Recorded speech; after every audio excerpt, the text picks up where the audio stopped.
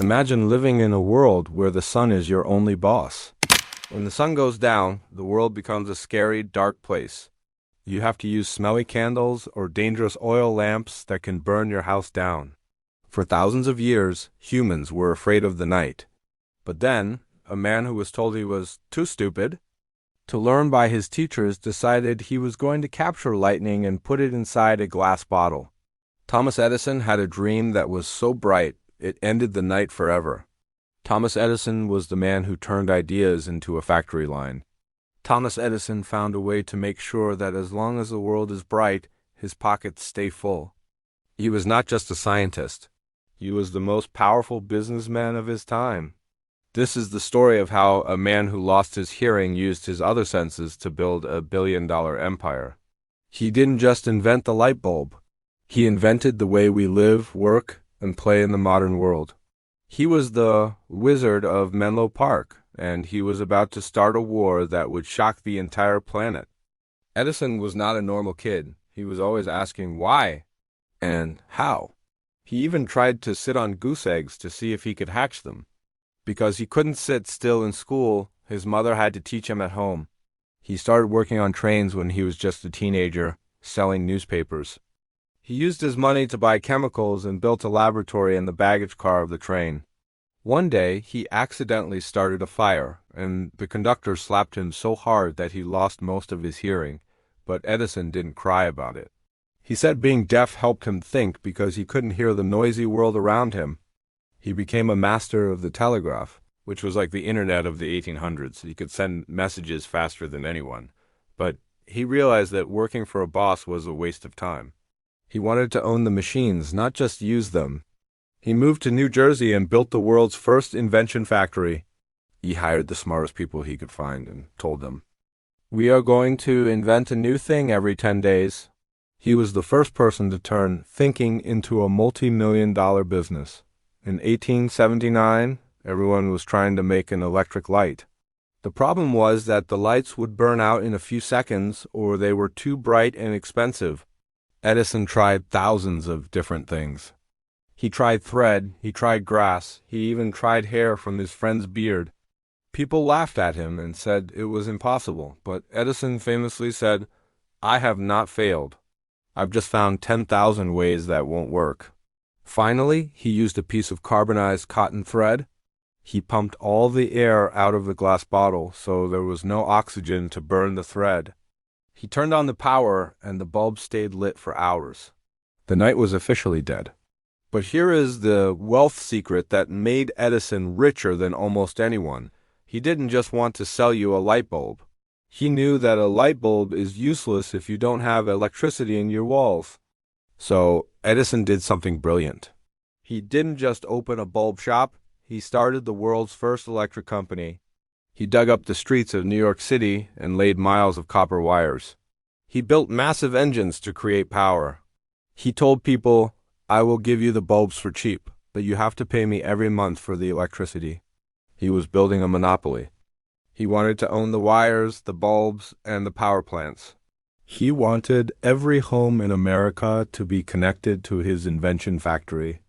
This was the birth of General Electric, GE, a company that is still worth billions today.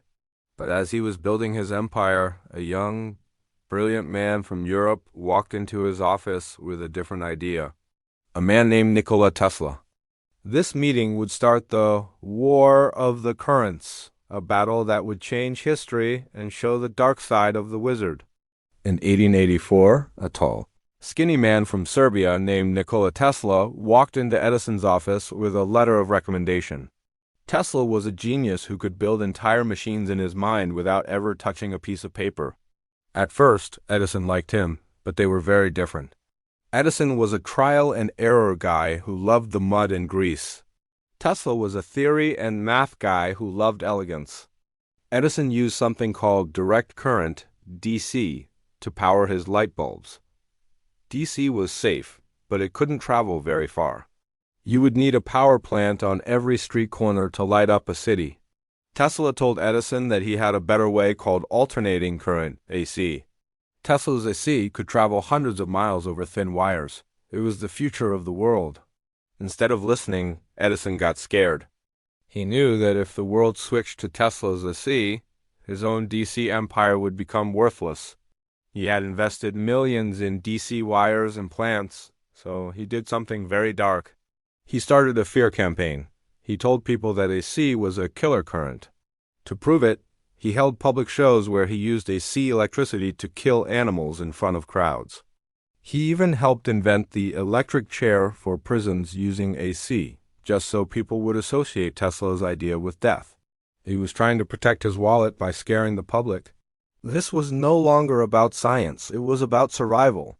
Edison was the king of the mountain, and he was willing to do anything to stop the young genius from taking his crown. But the world needed the power that only AC could provide, and eventually the wizard would have to face the truth. While Edison was busy fighting Tesla over electricity, he didn't stop inventing. He realized that people didn't just want light. They wanted to be entertained. He invented the phonograph, the first machine that could record a human voice and play it back.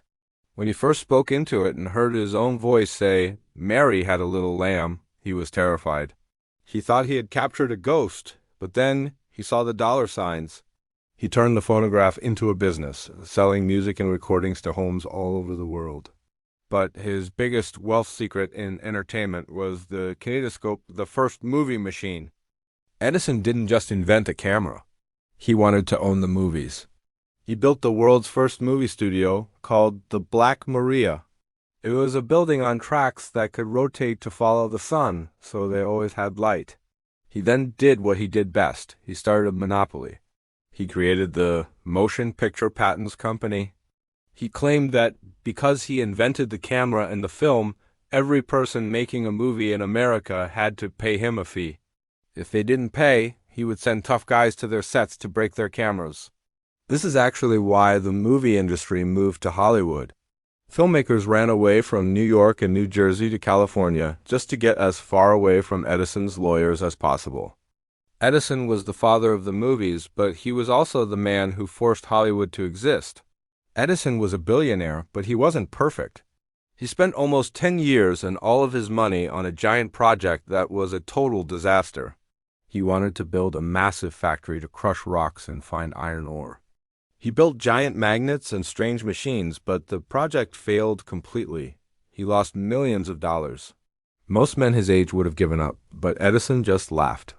He said, "Well, the money is all gone, but we had a hell of a good time spending it." He went back to his lab and focused on improving the storage battery. He worked on it for years, making thousands of mistakes until he found a way to make batteries that could power cars and submarines. This is the real lesson of the wizard. He wasn't a genius because he was always right. He was a genius because he refused to stop when he was wrong. He once said that genius is 1% inspiration and 99% perspiration. He worked 20 hours a day, often sleeping on a lab table with his shoes as a pillow. He didn't care about luxury. He cared about the next thing. Even when a massive fire destroyed most of his factories in 1914, he watched the buildings burn and told his son, "Go get your mother and all her friends. They'll never see a fire like this again." He wasn't sad. He said the fire burned away all his old mistakes and now he could start over. That is the mindset of a man who owns the world. Edison was a billionaire, but he wasn't perfect. He spent almost 10 years and all of his money on a giant project that was a total disaster. He wanted to build a massive factory to crush rocks and find iron ore. He built giant magnets and strange machines, but the project failed completely. He lost millions of dollars.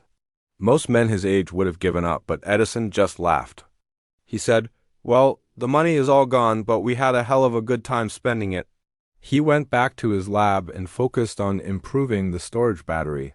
He worked on it for years, making thousands of mistakes until he found a way to make batteries that could power cars and submarines. This is the real lesson of the wizard. He wasn't a genius because he was always right. He was a genius because he refused to stop when he was wrong. He once said that genius is 1% inspiration and 99% perspiration. He worked 20 hours a day, often sleeping on a lab table with his shoes as a pillow. He didn't care about luxury. He cared about the next thing. Even when a massive fire destroyed most of his factories in 1914, he watched the buildings burn and told his son, "Go get your mother and all her friends. They'll never see a fire like this again." He wasn't sad. He said the fire burned away all his old mistakes and now he could start over. That is the mindset of a man who owns the world. Thomas Edison died in 1931. When he passed away, the President of the United States asked everyone in the country to turn off their lights for 1 minute as a tribute. But they realized they couldn't do it. If the lights went off for even a minute, the whole world would crash. Hospitals would stop, trains would crash, and cities would go dark. Edison's impact was so deep that the world couldn't even afford to say goodbye to him properly. He had become the very blood in the veins of the modern world. He left behind over 1,000 patents.